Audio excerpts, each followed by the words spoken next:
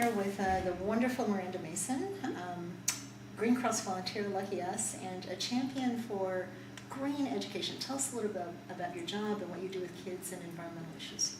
I'm a teacher, a primary school teacher. I also teach year 8s, and I'm really passionate about making sure that when we teach kids, everything we do comes from a value of sustainability. So you might teach maths and you might do some audits about transport systems, or you might do history and be considering the ramifications of how systems have changed over time. All kinds of different things that you can use sustainability as a value. It's really important to get kids involved and to empower them and to give them real life projects that they can do to change their behaviour so that they can see what the world could be. Fantastic. And where do you teach? St Aidan's Girls' School. Okay, and I gather the girls follow you around like little ducks in the flock. They've got their own group called the Earth Angels, which they've instigated, and they facilitate their action, and I just help them to make it all happen, which is great. Sensational. Now we're talking about a Green Cross project from Japan that we're introducing in Australia in 2010, Green Lane Diary, which you're helping us to develop, and tell us a bit about why you think this vision is important. It's an outstanding project because it is an equaliser. It doesn't matter whether the teacher is doing a unit on water or a unit on deserts. You can use this diary to engage the kids for action regardless of what they're studying. And by having the diary for the children to be able to record their ideas, they go home and that helps them change their behaviour in the community. So you end up with whole communities that have become more engaged with issues of sustainability. And presumably families, and some families that may not really have sustainability environment as a topic around the kitchen table. Absolutely, yeah. Okay. Really important because it gives the kids something concrete to hold on to show that what they're doing, and the teacher flexibility to fit that into whatever they might be working on in the classroom. Fantastic. So Miranda, 2010 in Queensland, the year of sustainability in schools. This might be an interesting tool for that, and talk a little bit also about how this could link into the curriculum, which is becoming national now. So sustainability is a core kind of learning thing. I also do some work for the Australian Association for Environmental Education, otherwise known as A²E², and that's all about getting the environment as a value in our education system. So we start to think about everything becoming more sustainable rather than as an add-on to what we already do in our curriculum.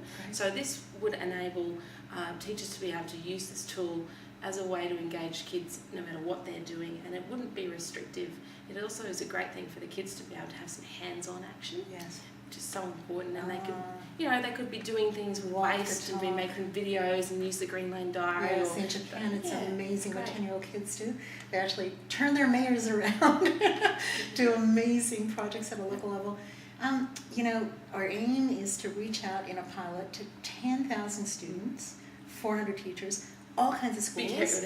Now, how are we going to actually go around doing that and making sure that we capture the diversity of Queensland, regionally, culturally, income-wise? Well, all kids in Australia deserve the opportunity to use this resource, regardless of which school they go to, and that's just about everybody knowing about it and teachers not being afraid to pick it up. And we're going to have some great resources for teachers to be able to use so they understand how you can use it in the classroom, so it's nothing to be afraid of and it's not going to add to anyone's workload. And we're going to make it beautiful and we're going to give it to them so you don't have to buy anything, and the tools will be there. It's free. Fantastic.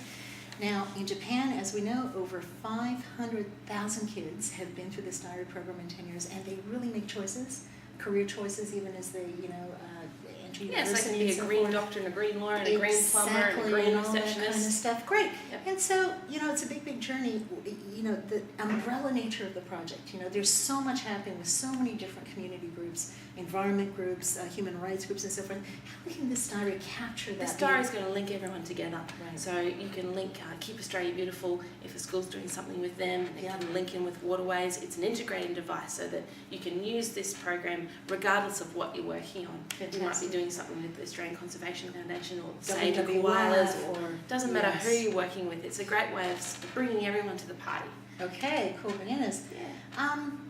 Do you think that values around the environment are shaped when you're very young, or do you think that's something that we get so bombarded with? No, definitely when you're very young. Kids are really concerned. They see all these big problems that they hear the grown-ups and the adults talking about, and they don't understand how they can do something about it, and they really want to be empowered to do something about it. Yes. Because it's important to them as their world too. And this kid said to me the other day, look, all I want to do is know that when I'm able to travel, when I have money, and when I can make my own decisions, that the animals in the world are still going to be there for me to see, that I don't have to go and see them in the zoo. And I thought that was really special. We got to make that happen for them. Absolutely we have. Very last point, the vision that we have is to integrate this vision for green schools, like the actual buildings and the activities that happen and energy saving water, with the diary program to build this momentum towards that. How important do you think it is for infrastructure to actually reflect what kids are learning? It has to. You can't. Kids will have this diary, and what they'll then ask is, well, why is now school walking the talk? Yes. So we're starting to do it in our lives, but why is now school an environmental school? Why don't we have water tanks and Yes. solar panels and wastewater systems? Why doesn't the school have an environmental management plan? And So they're all linked together, and one little thing, all the other things will jump on board, hopefully. Sensational. So we will succeed in forming We the will partnerships succeed. to get this off the ground, and we're so grateful that you're going to help us Oh, do it. you're Thank welcome. you very It's much for very coming in, exciting to be Miranda. involved. Yay.